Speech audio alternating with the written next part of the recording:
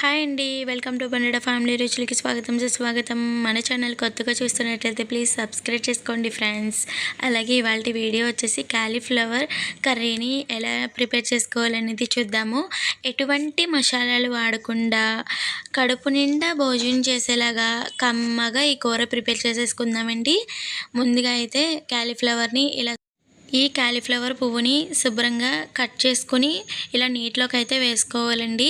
ఇది పక్కన పెట్టేసుకున్న తర్వాత ఇప్పుడు ఒక మిక్సీ జార్ తీసుకొని అందులోకి ఒక మీడియం సైజ్ టమాటా వేసుకున్నాను. అలాగే 1 టీ స్పూన్ గసగసాలు వేసుకుంటున్నానండి. అలాగే ఒక 6-7 దాకా జీడిపప్పుని తీసుకుంటున్నానండి. ఇలా వేసేసుకుని ఇప్పుడు ఇందులోకి ఎల్లుల్లిపాయలు వేసుకుంటున్నానండి. ఇవి కూడా 6 ఎన్నో ఉంటాయి. అలాగే కొద్దిగా 1 ఇంచు అల్లం ముక్క కూడా వేసుకుంటున్నానండి. ఇలా వేసుకున్న తర్వాత ఇప్పుడు ఇందులోకి కారానికి తగినట్టు పచ్చిమిర్చిని కూడా యాడ్ చేసుకొని అలాగే రుచికి సరిపడినంత ఉప్పుని కూడా యాడ్ చేసుకొని మెత్తగా మిక్సీ పట్టేసుకోవాలండి. వీడియోలో చూపిస్తున్న విధంగా అయితే మనకి పేస్ట్ అనేది సాఫ్ట్గా ఇలా ఉండాలండి.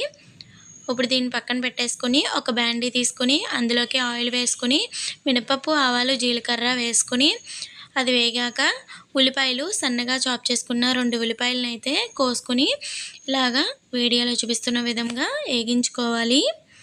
అలాగే 2 రెమ్మల కరివేపాకును కూడా వేసుకొని బాగా కలుపుకోవాలి. ఇప్పుడు ఇలా వేగిన తర్వాత మనం ముందుగా గ్రైండ్ చేసుకున్న పేస్ట్ ఉంది కదా, ఆ పేస్ట్ని కూడా ఇందులోకి వేసేసుకోవాలండి. పేస్ట్ వేసిన తర్వాత కొద్దిసేపు పేస్ట్ అనేది పచ్చివాసన పోయేదాకా కూడా కొద్దిసేపు వేగించుకోవాలి. నూనె పైకి తేలేదాకా వేగించుకున్నట్లయితే టేస్ట్ బాగుంటుందన్నమాట. ఇలా వీడియోలో చూపిస్తున్న విధంగా నూనె పైకి తేలేదాకా వేగించుకున్న తర్వాత చిటికెడ పసుపును అనేది వేసుకుందాము. ఇలా వేసుకొని కలిపేసి ఇప్పుడు ఇందులోకి కొద్దిగా మిక్సీ జార్లోకి వాటర్ వేసుకొని ఈ వాటర్ అనేది కూరలోకి అనేది పోసేసుకుందామండి. ఇలా పోసుకొని ఒకసారి కలిపేసుకున్న తర్వాత మనం ముందుగా పక్కన పెట్టుకున్న క్యాలీఫ్లవర్ పువ్వుని మనం కూరలోకి అనేది వేసుకుందామండి. మొత్తం అంతా ఇలా వేసుకున్న తర్వాత ఒకసారి కలుపుకుందాము.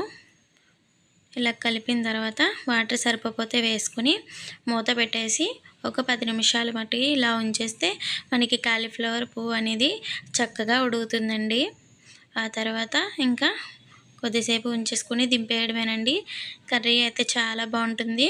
మీరు కూడా ట్రై చేయండి. అలా ఎలా వచ్చిందనేది కామెంట్ చేయండి. ఆ వీడియో నచ్చితే చిన్న లైక్ చేయండి. మన ఛానల్ని సబ్స్క్రైబ్ చేసుకొని వీడియోని షేర్ చేయండి.